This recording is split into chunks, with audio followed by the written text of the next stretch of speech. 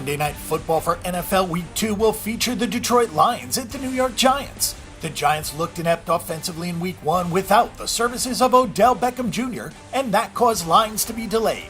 The market finally settled with the Giants as 3-point favorites for this Week 2 matchup. The total opened at 43 and has come down a point as some clarity on Odell Beckham Jr.'s situation approaches. The Lions were a bit of a surprise winner in Week 1. As it turned out, the line move that made the Lions a home underdog was on the wrong side, as Detroit won and moved to 1-0 straight up and against the spread on the season. The New York Giants played well defensively, but that was it in their Week 1 loss to the Dallas Cowboys on Sunday Night Football. Matthew Stafford took the field as the highest paid player in NFL history. He took a beating on social media for throwing an atrocious interception. And yet when the dust settled, his team won the game and he was 29 of 41 for 292 yards with 4 touchdowns and that 1 interception. Stafford spread the ball around nicely and kept a very talented Cardinals secondary on its heels. Golden Tate caught 10 balls for 107 yards to put the Lions in some scoring situations, but Kenny Golladay had 2 touchdown grabs and Marvin Jones and Theo Riddick had the others. Once again, Jim Bob Cooter's rushing attack was ineffective, which could be an issue as the year goes along, but Stafford has been a great fit for the Cooter offense, and it is shown. This will be a pretty good test for the Lions offense, especially for the offensive line against 2 great pass rushers, Jason Pierre-Paul and Olivier Vernon. The Lions defense forced 4 turnovers, including 3 Carson Palmer picks, but we can't be sure if that is more of an indictment on the current state of Palmer. David Johnson was mostly kept in check on his 19 touches before exiting the game, so that was a good job by the linebackers and the defensive linemen.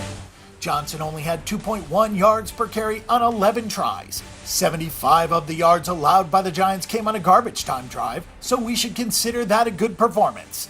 This is a good opponent to see if the defensive momentum can continue. The New York Giants were not expected to have a big offensive showing with Odell Beckham Jr. being on the sidelines, but it wasn't supposed to be as bad as it was. New York managed just 233 yards and 4.4 yards per play.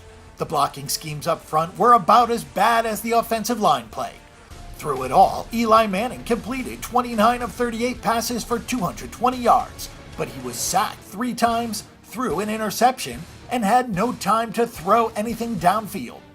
The Giants managed just 7.6 yards per catch, and Shane Vereen, not surprisingly, was the top receiver with 9 catches. The absence of a running game had plagued the Giants for the last few years. It makes life very hard on quarterback Eli Manning with a subpar offensive line. It's fair to wonder if the problem is the personnel or the coaching staff. Ben McAdoo was an uninspired hire when Tom Coughlin was gently pushed out of the head coaching role. The Giants had some success with him as an offensive coordinator, but the status quo doesn't work in the NFL. The Giants may be finding that out this year the hard way. Despite losing the turnover margin and playing over 34 minutes, the Giants defense played well against a mostly full-strength Cowboys offense. The Cowboys did have a couple of offensive line concerns, but the skill positions were all intact. Ezekiel Elliott had a workmanlike 100-yard game, and the Cowboys had some chunk plays in the passing game, but it was not a bad showing all in all. The Giants will get a much less mobile quarterback this week in Stafford and a much weaker running game.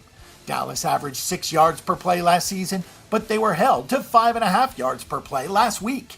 Everything about this game sets up better for the Giants. Odell Beckham Jr. should be back.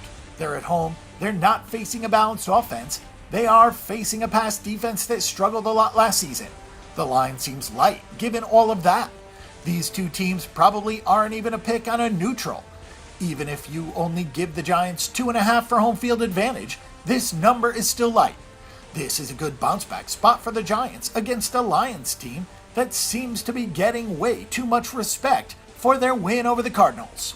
Our pick and prediction is for the New York Giants at -3. For our pick and prediction on this game and every other game this week, and a wealth of free stats and information, check out bangthebook.com.